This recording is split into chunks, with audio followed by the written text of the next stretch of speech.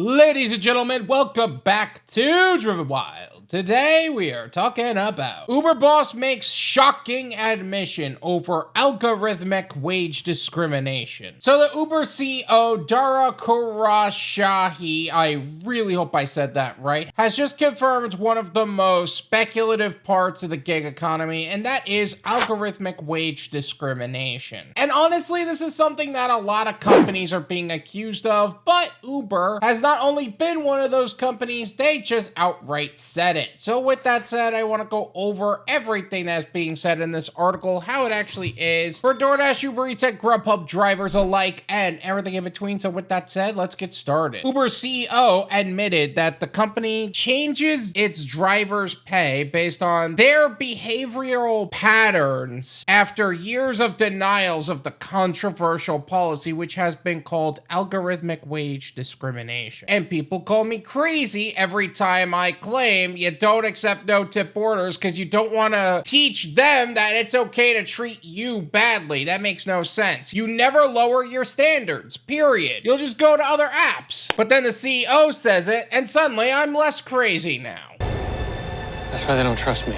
Made you think you were crazy.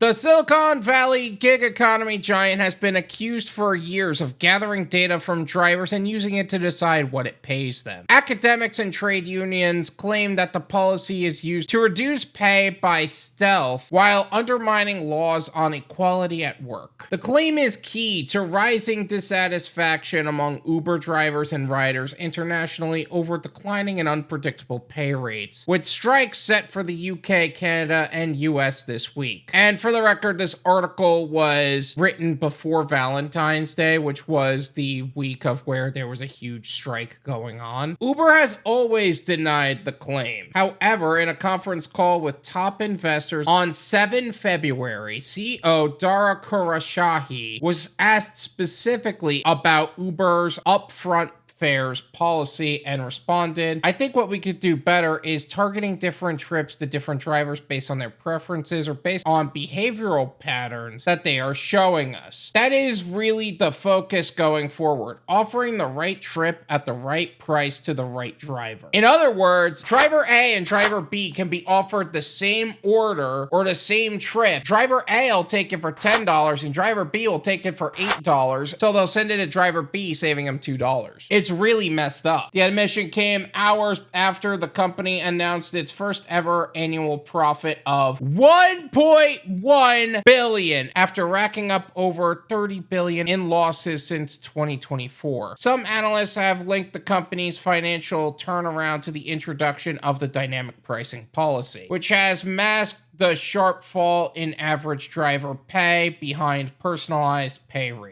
So instead of their initial claim of paying us 55% of the fare and having things like surge pricing and things like that, which would normally pay us better, they're pocketing that difference and only paying us certain amounts, which is outright BS because that's just the piss poor integrity and character of the people who work at Uber. Not only are there surge pricing for peak times on Uber, they're also introducing personalized pay rates for lowering the value of orders for certain drivers because they are just being accepted by those drivers, which is pretty messed up. And it's amazing how Dara will literally admit to treating their drivers poorly over and over again, whether it's getting tip baited or otherwise. And they will still pull this crap. They're still pulling this shady stuff, pretending like they're actually trying to help drivers when in reality, they're really only helping themselves. News of the company's profits came as it locked in a dispute with its workers. Food couriers, including Uber Eats riders, walked out of one of the largest strikes in history of the UK food delivery sector on 2 February over what organizers described as appalling work conditions. A new strike date has been called for Valentine's Day, with Uber drivers in Bristol announcing they would be joining the Couriers in taking industrial action. So this isn't even an American problem anymore. It's an overall international issue, a global issue.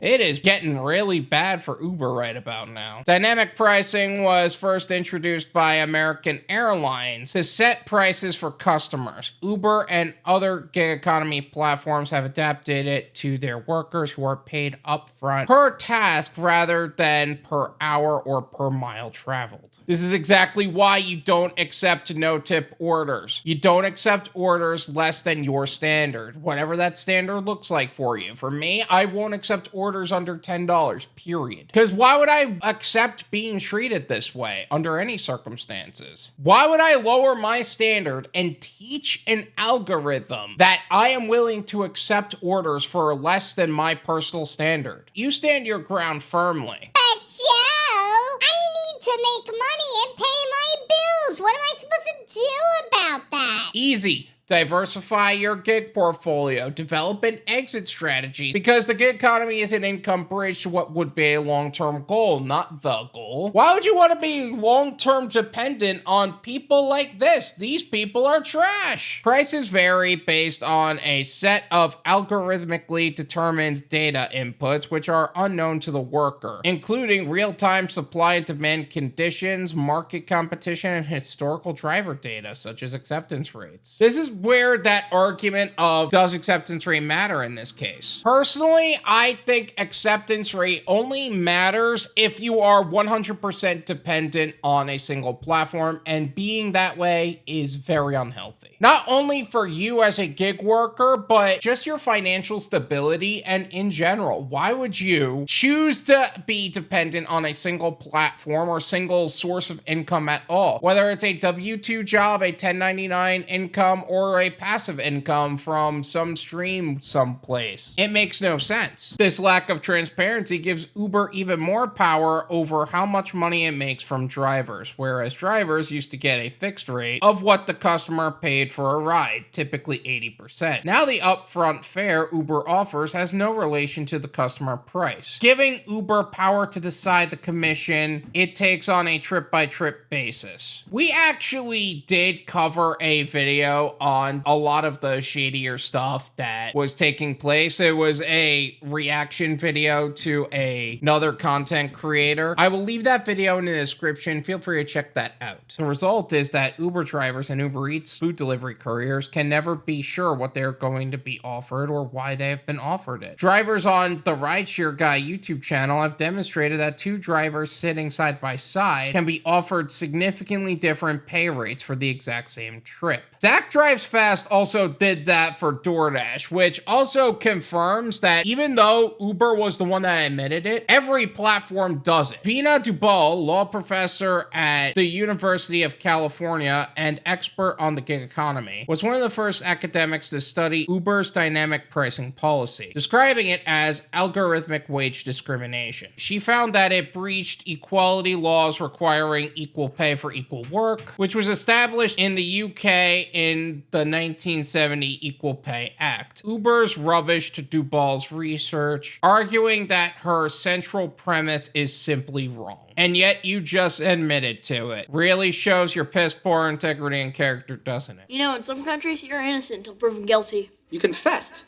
Oh, yeah. And that country you're thinking of is this one, genius. In light of Khosrowshahi's admission, Dubal told Novara Media that it was time for regulators to wake up to the dangers of the company's pay policy. The personalization of fares using data extracted from workers' own labor is a real-life nightmare, Dubal said. It is not just the company offers too low wages, it is also that these wages are unpredictable, variable, and distributed in a way that is too analogous to gambling. Perhaps even worse, these practices are spreading to other companies and sectors. I hope Uber's admission to these practices will wake up regulators. This needs to be stopped now. You're not necessarily wrong there. Wendy's just announced that they're going to be having surge pricing for drive-thrus and customers, where they're going to be implementing digital menus, which a lot of fast food restaurants have already, but they're going to change the prices based on the surge of the day, which is frightening to hear about. You really thought I was serious? Oh my God. You thought I was finna surge price some burgers? And baked potatoes, bitch? Oh my God. Girl, bitch, I was joking. I was joking, bitch. I was playing with you. Bitch. Okay, so the rest of this article kind of goes into the UK and how they operate, and while I respect the UK, the large majority of my viewership is US, so I'm going to leave the article in the description. If you want to check out the rest of it, feel free to check that out. This is my opinion. It's worth what you pay for it. None of you pay me.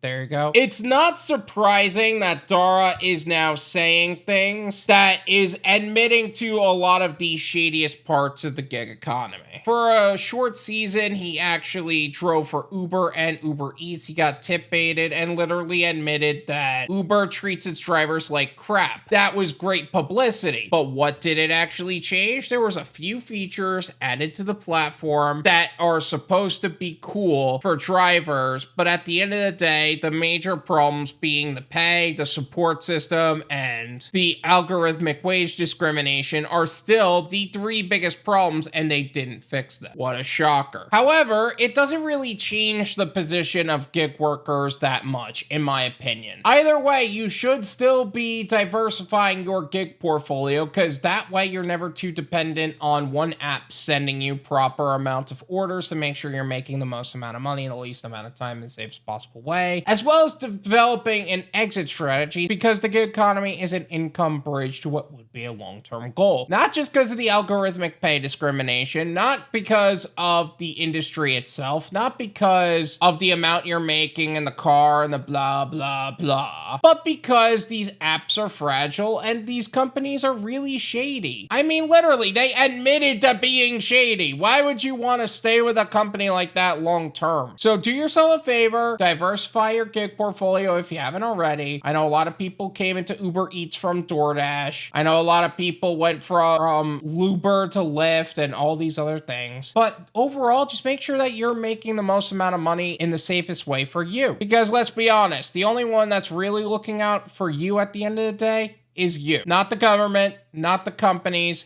you. Thank you so much for watching. I really appreciate it. As always, make sure to hit the like button, subscribe if you're new, and I'll see you guys next time. Peace.